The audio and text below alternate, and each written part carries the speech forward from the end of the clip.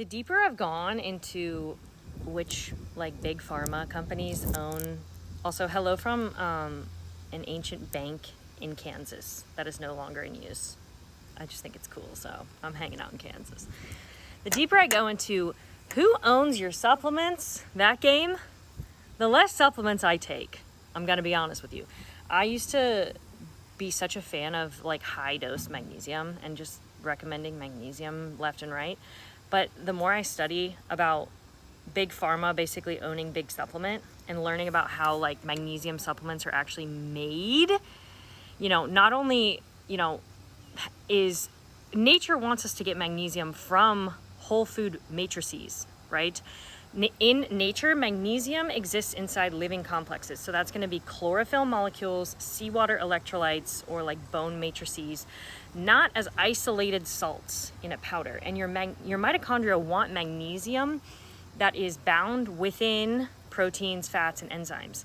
And these supplements, like these high dose supplements, are literally just not that. They're coming from the same industries that make fertilizer, cement, flame retardants. They basically are repurposed chemical waste streams that get polished up and sold as wellness. Another thing to remember is isolated supplements are so different from getting like a whole, like magnesium, say coming from magnesium carbonate from pearl powder, which I've been using, which is just air compressed pearls. That's freaking so bioavailable and absorbable by the body, but it's coming in its whole form, right? Or, using something like a magnesium chloride in like an Epsom salt, I think is going to be more similar to how nature intended us to use, to get magnesium like from the ocean and bathing in the ocean and getting salt water. But like isolates lack the cofactors, and that's going to mean the light environment, the enzymes, and the trace minerals that all need to come with something like magnesium, that like magnesium rich foods tend to carry. And without balance, they can even dysregulate things when you're just taking high dose supplements of things not from food. Take like copper, for instance. They'll always be like, oh, if you supplement copper or you supplement zinc, you have to do one or the other because they always need to be balanced. And I'm like, well, yeah, that's because if you were to eat foods that contain zinc or copper, they're always going to come together and nature's going to always give you the perfect balance that you need. 85% of your magnesium is coming from China through some heavy processing mechanisms, industrial processing.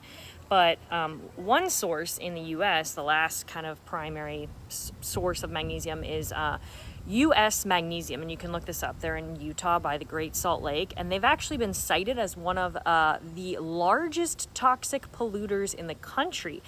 And the EPA lawsuits against them for certain things that I'm not going to just state here because I'm afraid I'd get taken down. But anyways, I'm sort of on my way of decreasing the amount of supplements I ever use. So I wanted to just touch on magnesium because it's absolutely huge and everyone's pumping a bunch of powders.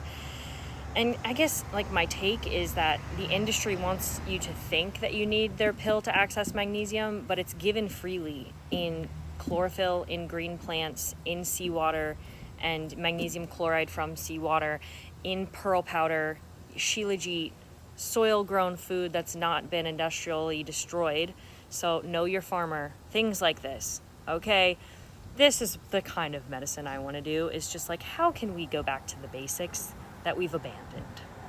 So anyways, I'm no longer buying magnesium supplements is the bottom line of this video.